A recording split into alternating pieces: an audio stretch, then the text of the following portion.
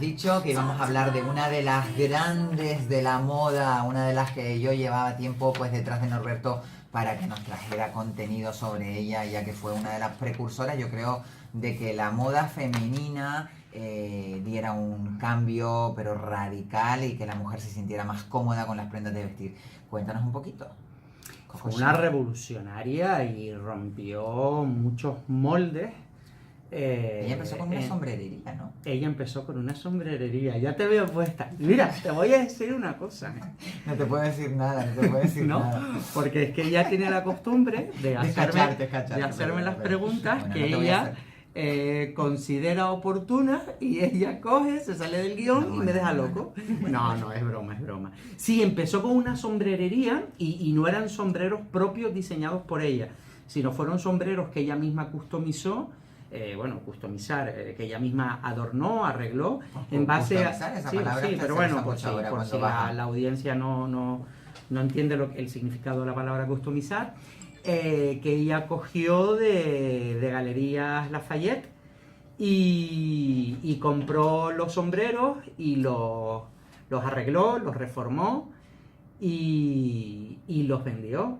Y fue una colección de 12 sombreros.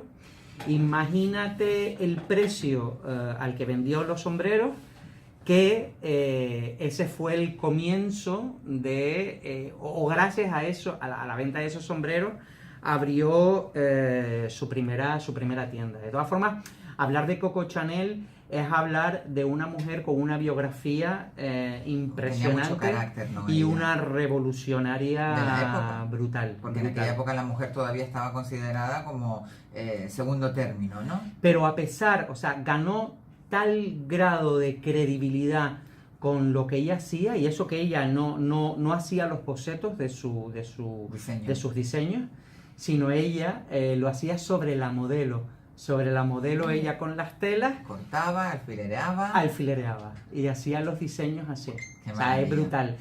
Porque ella era una gran modista, sobre todo Coco Chanel era una mujer que se había formado como modista y como costurera.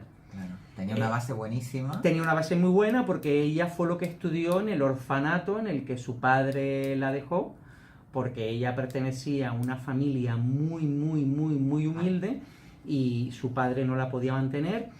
Dicen que ella tenía 4 hermanos más que siguieron siendo viviendo humildemente.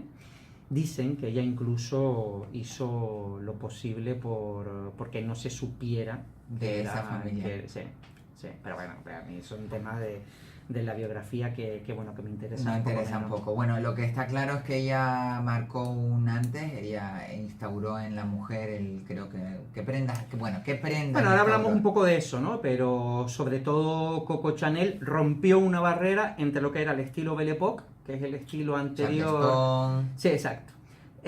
Charleston no, es anterior al Charleston, sí. Es anterior al siglo XX, llega hasta principios de la Primera Guerra Mundial. Y era pues ese estilo que todos recordamos de las mujeres con esos vestidos vaporosos, los corsés. Ella rompió el corsé, se lo quitó de encima del estilo femenino, esos sombreros llenos de plumas. Y es que hablamos de una mujer de la alta burguesía en la época de la Belle Époque que necesitaba muchísimos estilismos.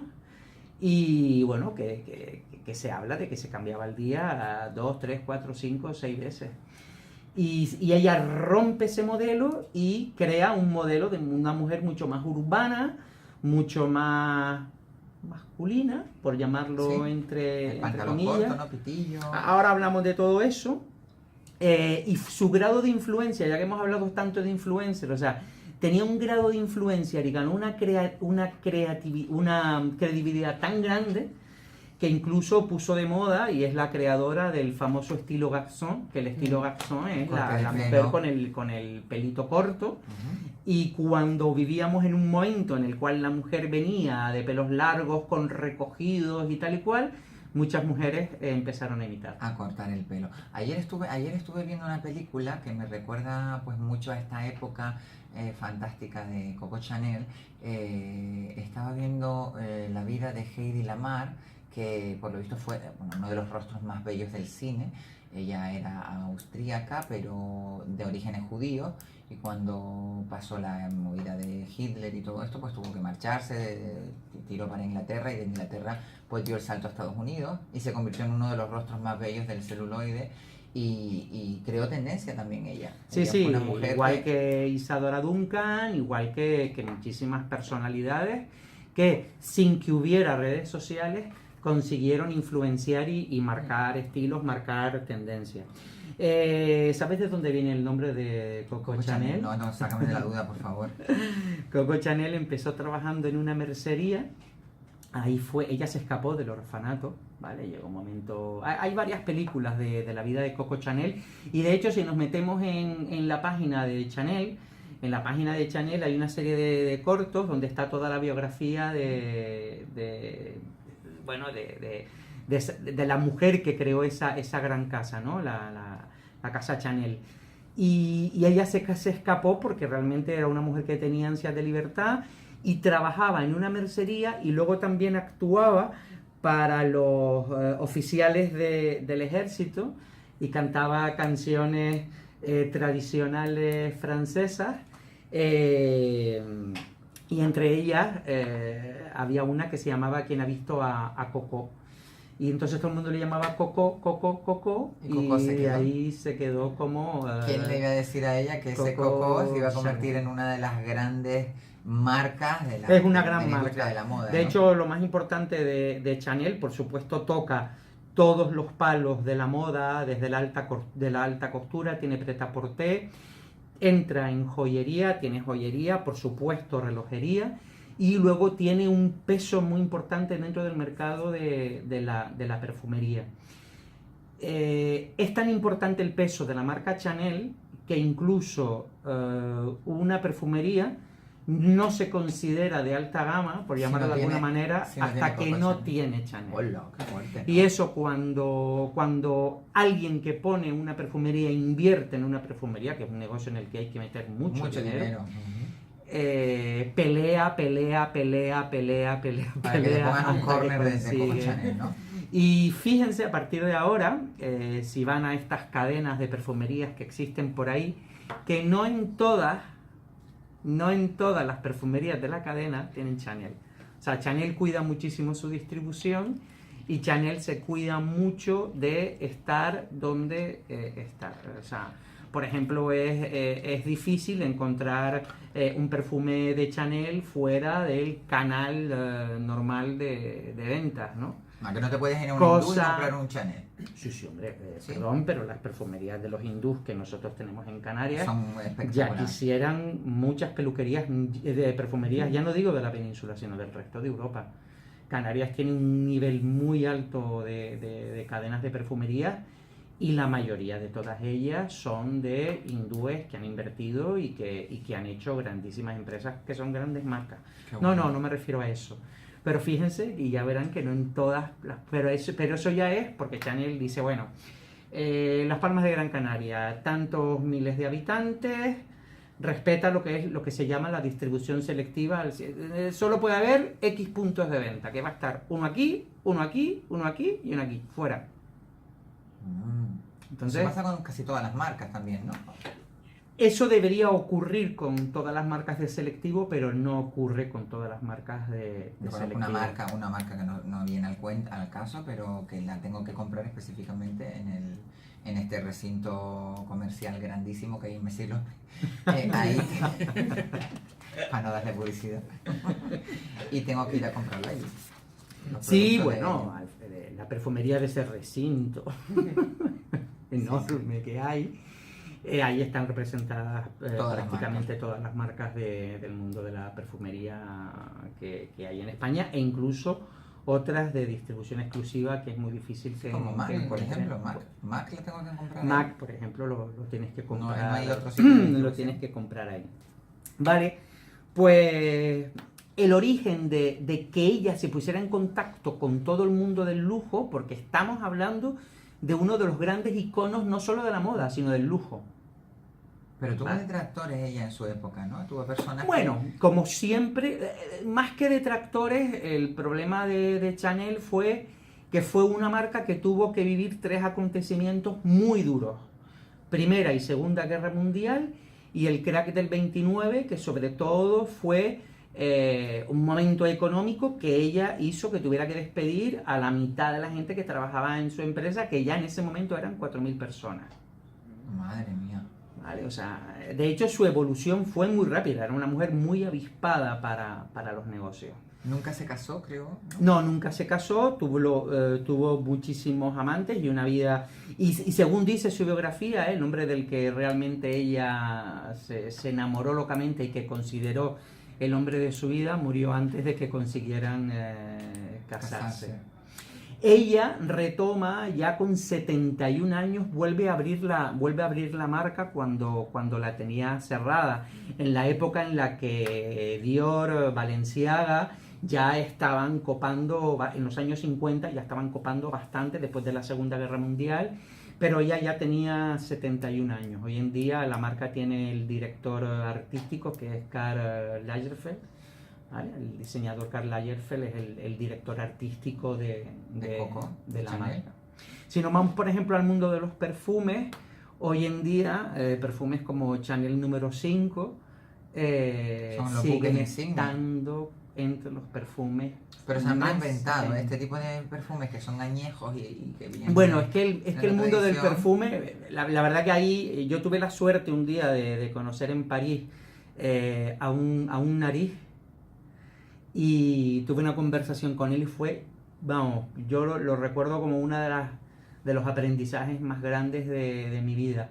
Y entonces él me empezó a hablar del mundo del perfume y tal. En L'Oréal solíamos tener muchas formaciones y muchos entrenamientos con gente de este tipo, y él era nariz de L'Oréal, ¿vale? Los nariz son las personas que huelen. Exacto, se encargan de captar, en algunos casos captar perfumes para vender, y en otros casos son creadores de perfumes.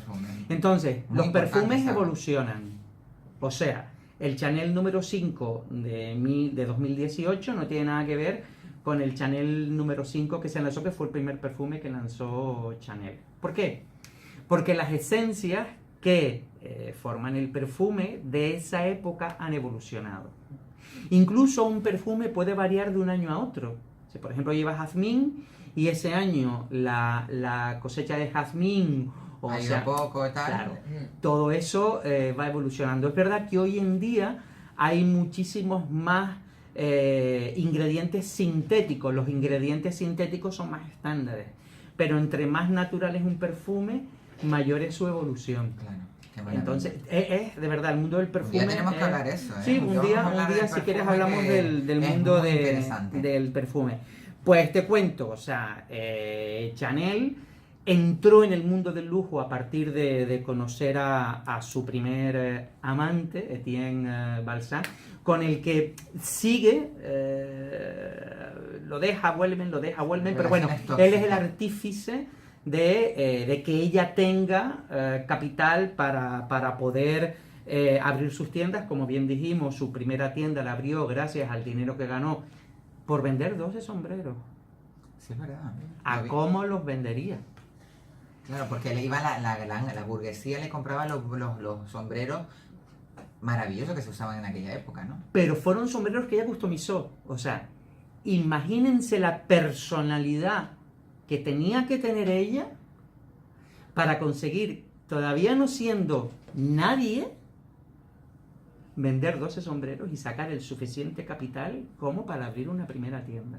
A mí te pones a pensar y dices tú, wow, tenías que ser una mujer con una personalidad brutal como para poder hacer eso, ¿no? Y entonces ya a partir de ahí es cuando ella empieza a romper ciertos moldes. El primer molde que rompe es el eliminar el corsé. Hasta la Belle Époque las mujeres llevaban el corsé apretadísimas para que luego saliera esa falda. Ella rompe eso y empieza a trabajar lo que son las líneas rectas. Lo que pasa es que, ojo, esa línea recta evoluciona y luego llega el traje de chaqueta de Chanel, que hoy en día sigue siendo, o sea, es uno de los iconos, es un fondo de armario, es uno de los grandes iconos. Introduce el punto, que hasta ese momento el punto no se utilizaba como un tejido para para la vestimenta femenina, bueno, ni tampoco masculina, o sea, esos jerseys de punto, de cuello redondo que seguimos llevando hoy en día, o sea, son originarios del estilo Chanel, pero que introdujo en la moda femenina. Introdujo el estilo marinero. Las rayas azules y blancas. Las rayas azules y blancas. O sea, hay que tener en cuenta que todo eso forma parte de esa masculinización de la mujer que hizo Chanel, en cierta medida, en parte de su estilismo, y consiguió que muchísimas mujeres la siguieran y que muchísimas mujeres consideraran que eso era algo magnífico y que era lo más chic para ponerse. En esa época, después de la Segunda Guerra, en la época anterior a la Segunda Guerra Mundial, estar moreno era una ordinariedad. Pues ya lo puso de moda. Qué bueno. Yendo al yate, con un par, no, con un par fue a la ópera. Negra como chocolate. O sea, qué maravilla. Y las mujeres que estaban en la ópera, muchas de ellas, seguramente hubo muchas que dijeron, pero mira esta de qué va, mira esta de qué va. Pero todas, luego, muchas de ellas, consiguió convertir en tendencia el estilo moreno. Moreno, qué maravilla. Por supuesto, el color rojo en los labios, el rojo Chanel, el rouge, ese rouge eterno de Chanel. Las uñas. Me encanta. Hoy en día es una de las marcas que más invierte en las producciones de los spots de televisión. Cuando vemos los spots de televisión de Chanel, de hecho, arriesga a muerte. O sea, la frase célebre con la frase célebre de Marilyn Monroe se acuesta solo con que duerme con 5 gotitas de Chanel. Número 19. No, número 5. Número 5. 5 o 19. No, 5. Pues esa frase célebre de Chanel, yo duermo, que dijo en una entrevista, yo duermo totalmente desnuda, solamente con 5 gotitas de Chanel número 5. Chanel hizo en el 2012 o 13 las Navidades, recupera ese extracto de esa entrevista y hace la campaña publicitaria solo con eso. Bestial. Yo la recuerdo. Además que es mi ídolo. Sí, Chanel es una marca excesivamente femenina, incurre en el mercado masculino, pero muy tímidamente. Yo siempre lo he dicho, y lo he dicho aquí en otras ocasiones, las marcas tienen sexo, y por mucho que queramos, los sexos nos identificamos más con una marca que con otra, porque las marcas tienen sexo. Entonces, difícilmente los hombres se identifican con Chanel, aunque tiene su línea de perfumes masculinos espectacular. Maravillosa, que yo adoro y que me gusta mucho. Egoíste es de Chanel, ¿no? Sí, Egoíste Platinum, Anteuse, Allure. Allure de Chanel, Allure de mujer es buenísima. Bleu también. ¿Qué más? Ah, sí. Coco Chanel tiene muchísimo paralelismo con Helena Rubinstein. O sea, ¿te acuerdas? Vale. Helena Rubinstein fue una mujer que consiguió reinventarse y consiguió reflotar su empresa, o sea, una luchadora nata. Eso lo consigue Coco Chanel después de la Segunda Guerra Mundial, cuando Balenciaga y Dior ya estaban copando la alta costura de París. Ella decide reabrir su marca y relanza su marca.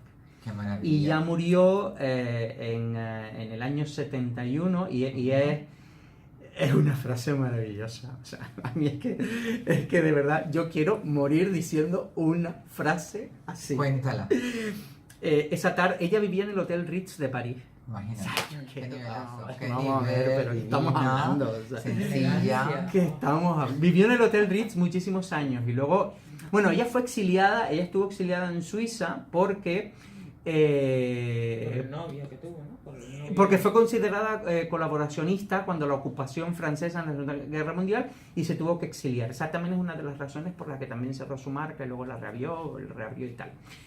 Entonces una tarde se fue de paseo el día que murió, y cuando llegó del paseo estaba con una amiga, se tendió y le dice: mira, así se muere. Se quedó dormida ¿Y murió? Y murió, eso es lo que dice su Qué biografía. maravilla, qué maravilla. Eso es como diciendo, vamos a ver, cariño. He llegado hasta Yo aquí. no me muero como se muere el Cualquier resto de los persona. mortales. ¿Perdona?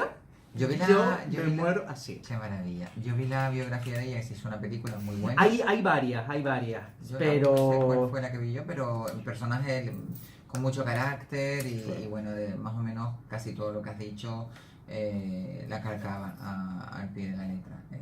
Creo que es una de las películas biográficas que la describen mejor. Lo que realmente ahora no recuerdo quién es la actriz que la hace. Creo que, no sé si la hace Helen Mirren. No recuerdo. No me suena, Tengo no que me suena. buscarlo, tengo que buscarlo. En una de las versiones de la película de Coco, en una de las últimas que se hizo, fue la actriz de Amélie, que ahora no me acuerdo el nombre, la que interpreta a Coco. La interpreta ella. Hay una película hispano-uruguaya de dos hermanas súper bonitas que se llama El Faro del Sur, yo se las recomiendo, en el cual el papel protagonista femenino... Shirley MacLaine es la película Shirley MacLaine. Shirley MacLaine. Vale, pues esa es una anterior entonces. Es un peliculón además, En esa película el personaje femenino tiene muchísimas, vamos, se nota descaradamente que para la elaboración del papel se basó muchísimo en la figura de Coco Chanel. Coco Chanel, hay que recordar que la alta costura nace anterior a Chanel. Cuando hablamos de alta costura, hablamos... me está enseñando. Película. Cuando hablamos de alta costura, estamos hablando del nivel máximo de la moda y ella es una de las marcas fundadoras y hoy en día, por supuesto, sigue siendo de las marcas que está en ese sindicat de la Chambre de la Haute Couture, que es al que pertenecen única y exclusivamente las marcas de alta costura del mundo, que eso no significa que haya costura por diseñadores en otros países y tal, pero cuando hablamos de alta costura, estamos Chanel, hablando Dior, del sindicat de la couture francesa. Qué maravilla, Norberto, gracias por esta lección de moda fantástica en esta sección que se siempre